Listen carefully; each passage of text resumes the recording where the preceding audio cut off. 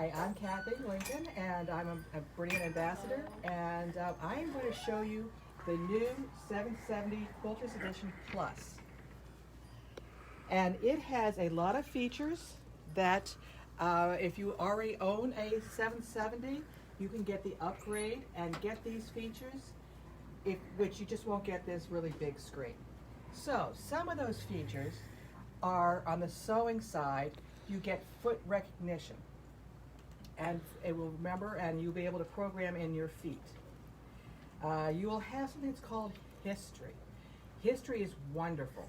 What it does is it saves the last 15 stitches that you have used, and then you can just go to history and touch that stitch, and that will allow you to toggle between stitches without reinventing the wheel, especially if you had made changes to those stitches.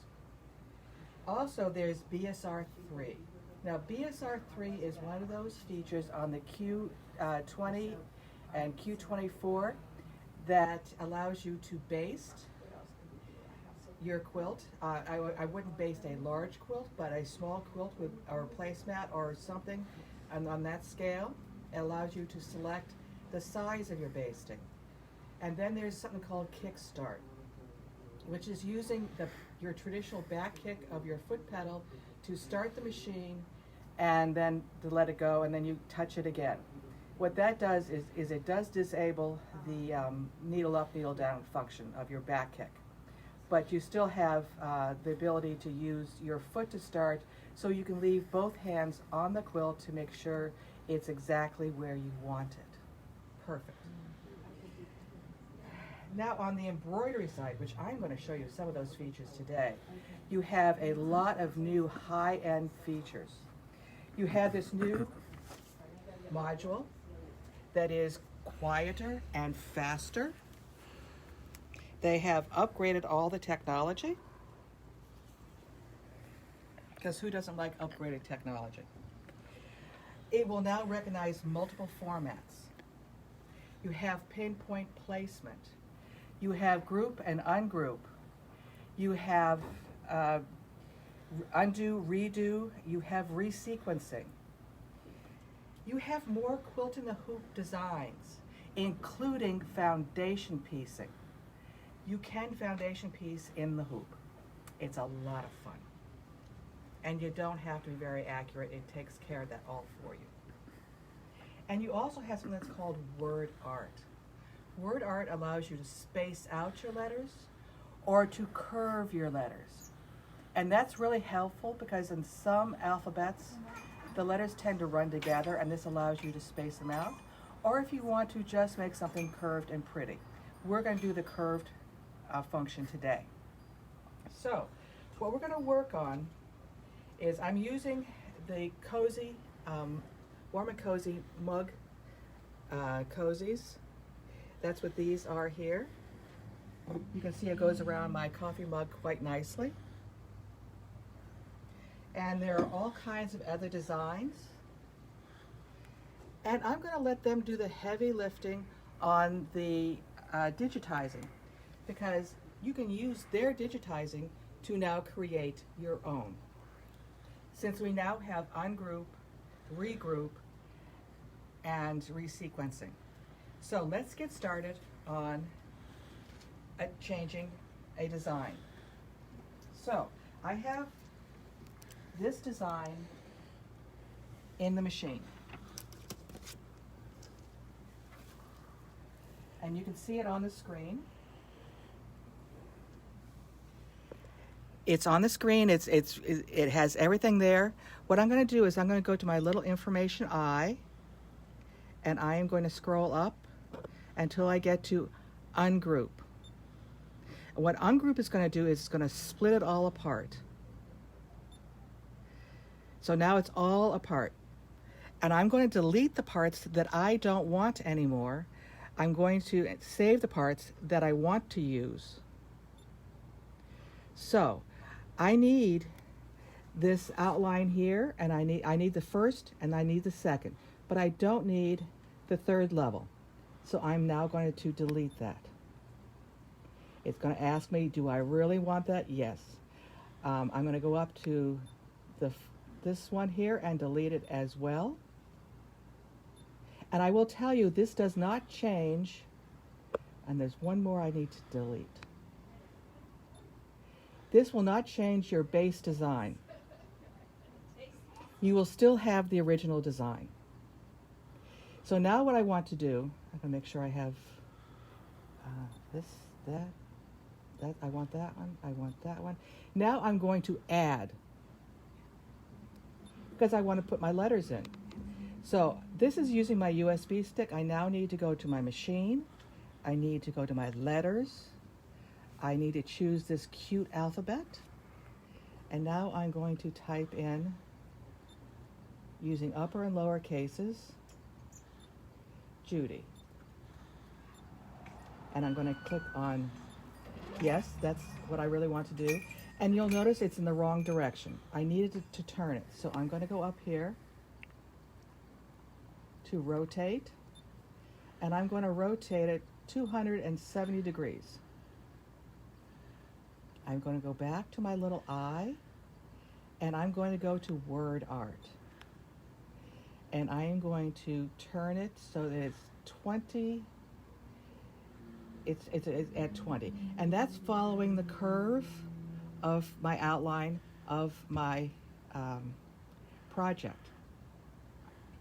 So now I'm going to go back to the eye here, but everything is in the wrong order. I have it stitching the placement line, the marks for the button and for the elastic, and then the finishing line before it stitches the name. So I need to resequence. So I have Judy selected. I'm now going to go to the resequencing, and I'm going to drop it down on the other side of the finish. So now everything will stitch in the correct order. I'm going to close out of here. And the most important thing you can do after you get this all done is to go ahead and save it. Because if anything happens while you're embroidering, you don't want to have to start over again. So I'm going to go up, I'm going to save, and I'm going to save it to the machine. That's just to make sure in case I mess up, I can get back to it. So, now I'm ready to start stitching. I have Ultra Clean and Tear hooped up in my large oval hoop.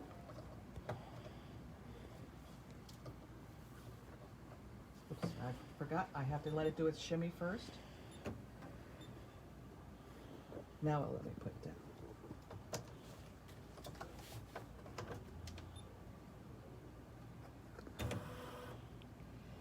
And because I have found that this works best, I'm going to do needle up, needle down to pull out my bobbin thread.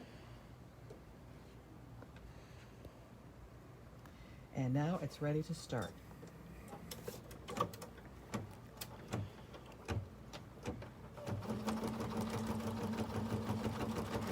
And this is my placement line. Whoops. Okay. So up. Every once in a while, the stabilizer will rip. Have no fear, it's not that important.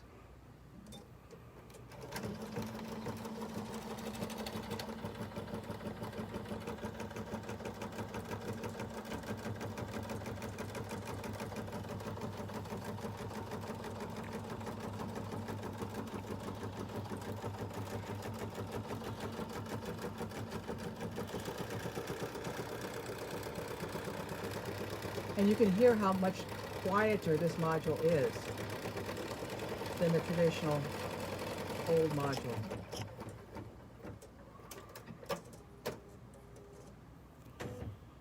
Okay. So what I'm going to do now is I'm going to take my background fabric, which already has the fusible fleece on it, and I'm going to make sure that I have it covering the space, yes, and I'm going to use some old school tape to hold it in place.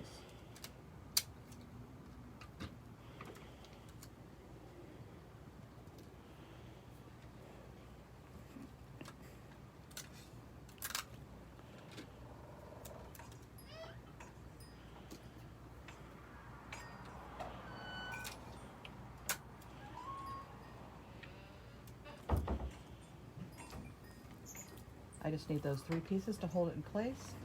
And now I also need to change my thread color, because if I did it in this lovely beige color, you would never see it.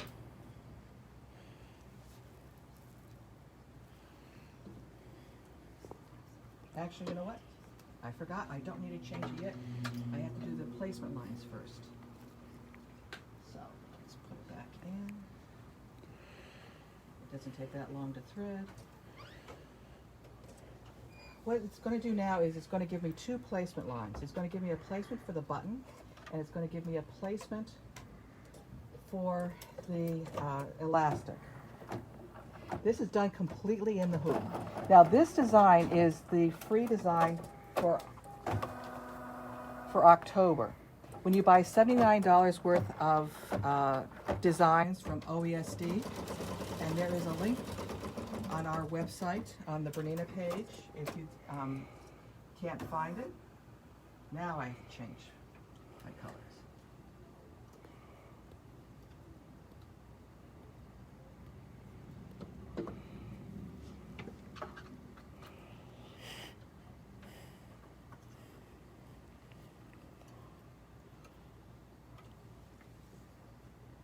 The reason I want the placement lines to be the same color as the background or the main fabric is that I don't want to see it because you will see the stitching for the bobbin for the button placement.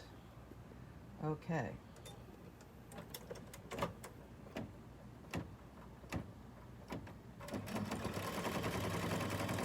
So while that is stitching, let me show you the finishing process. So after you have stitched, you're going to take it out of the hoop. You're going to pull the extra stabilizer away from the stitching so it's out of the seam allowance. I leave it here around the design because it's going to add another layer of insulation and it's going to add a little stiffening to it. I used my purple thing, and you also, when you trim, you're also going to want to make sure you notch into the corners.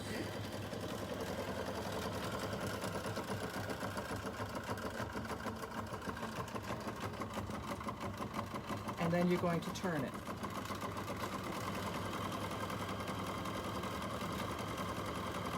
Once you get it started, the hardest part is turning anything is getting it started.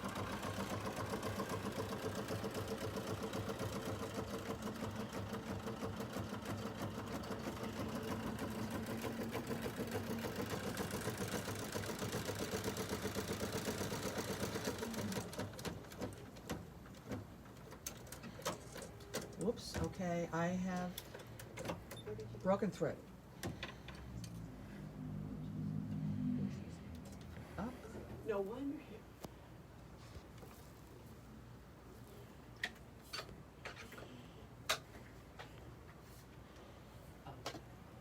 Okay, so when this happens and you see that you have that white thread in the wrong place, you can fix that.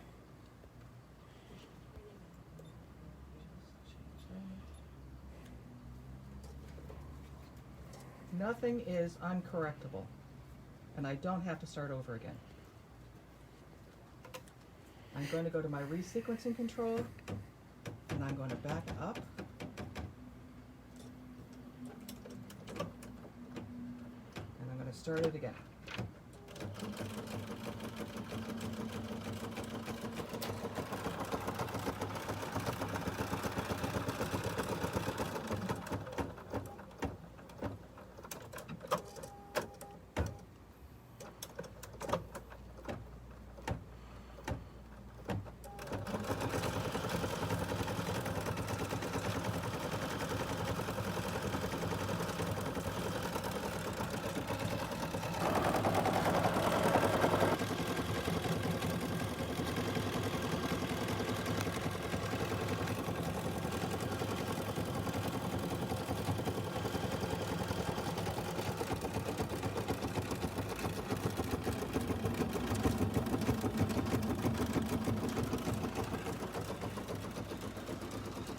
see it. This is turning.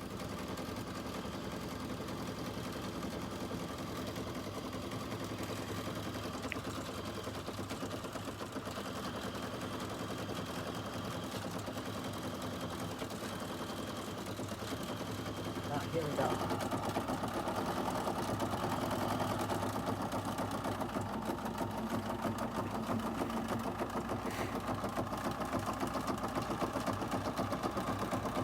Almost time for my purple thing. This is one of the most wonderful tools. You can use it for turning things. You can use it for threading elastic. You can use it to, this is a 1/4 inch little end for knowing when you have, you need a 1/4 inch.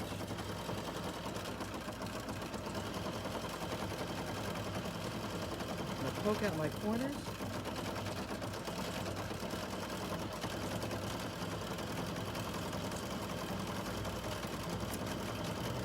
Take from my elastic.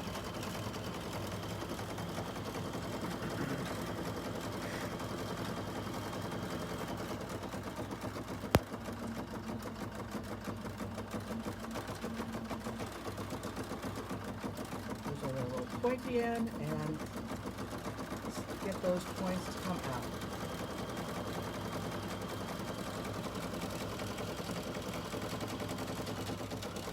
Now what I would do is I would fold this little end under. I would give it a really good hard press. And then I could sew on my button, which I'm going to show you over here on our new Crystal edition.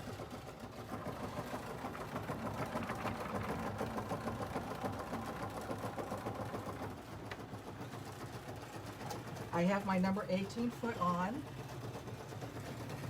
I'm going to get my button situated here. I am going to line it up. Then, because I don't want to hit the gas until I have it fully lined up,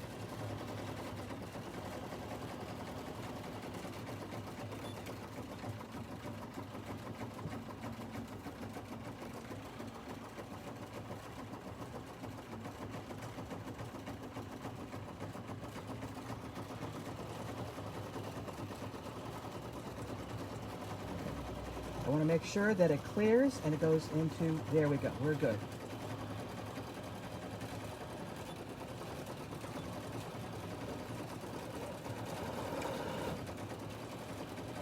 It locks at the beginning, it locks at the end.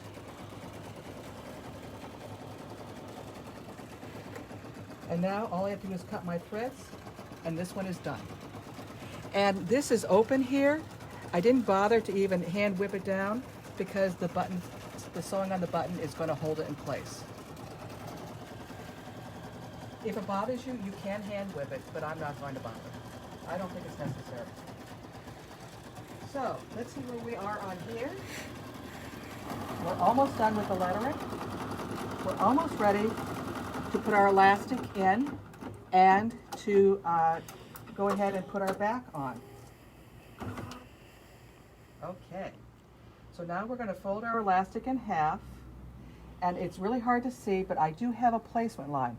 This is where the seam line, the end over here is where the seam line is going to go, so I'm going to make sure that the end of my elastic is at there,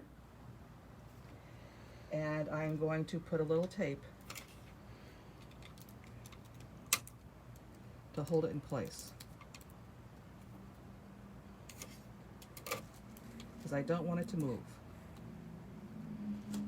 Okay, now I have my backing.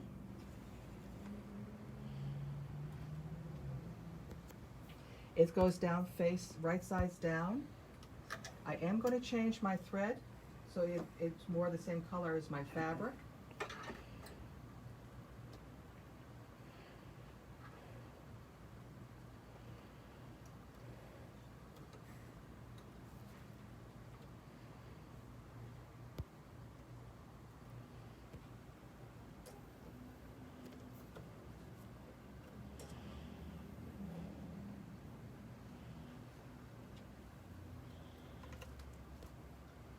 Okay.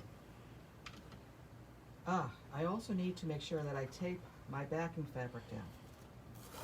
I'm just going to take the tape off of the other side, off the front side, because I don't want it to shift.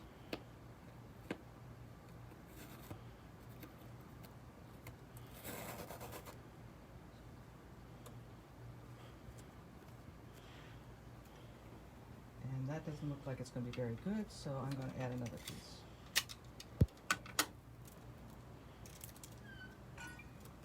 The last thing I wanted to do is shift and not cover. Okay, I think we're good. And that's okay.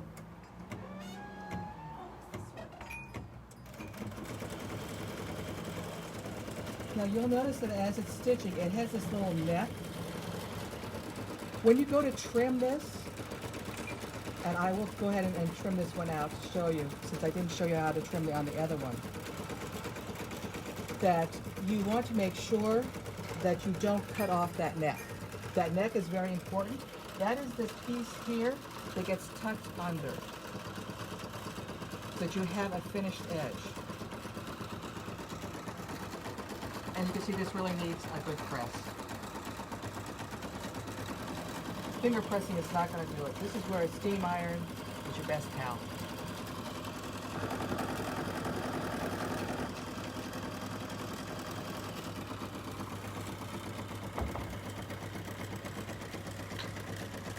Hopefully not too many of my family are watching, because they are getting these in their stockings this year.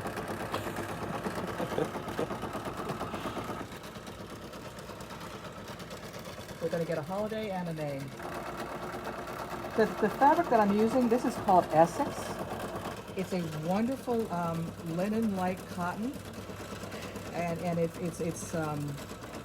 has character, and it is firm enough that I think it will stand up, and it's very washable, because you know how coffee gets all over everything. Or if you're not a coffee drinker and you're a tea drinker, tea stains just as bad.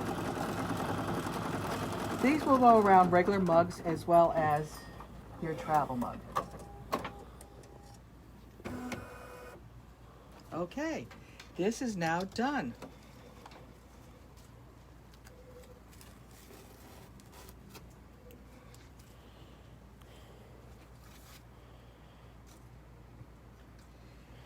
Now you get to take it out of the hoop.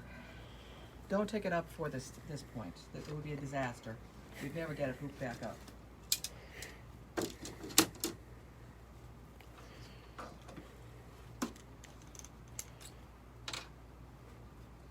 The first thing you're going to want to do is, because this is a tear away, you're going to want to tear it away. And so the best way to do that is just put your finger or your thumbnail on the edge.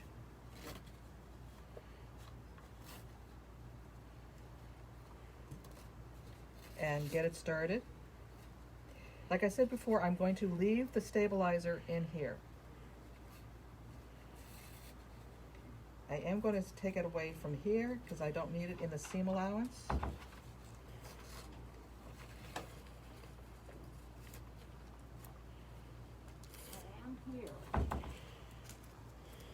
Okay, so now you're going to trim this away. And you want to trim it so it's really close, less than 1/4 inch. It's like applique. They say 3/16. Well, I don't know what 3/16 looks like, but you know, it's close. And I'm not cutting that neck away. I'm going to use, there's the end of the stitch, and there's the end of the stitch. I'm going to use that to just go across.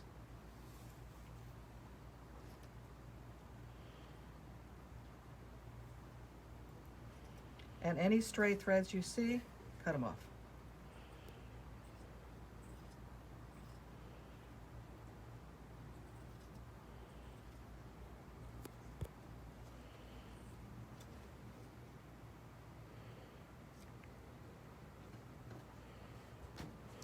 Now, of course, I want to make sure that I clip into the corner.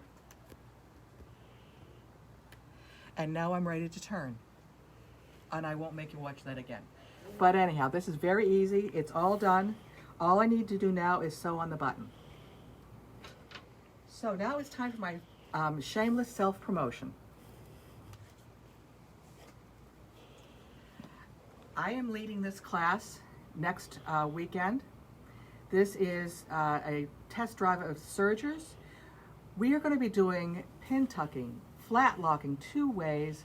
We're going to do piping, and we're going to be putting in the zipper with the serger. Everything is done on the serger.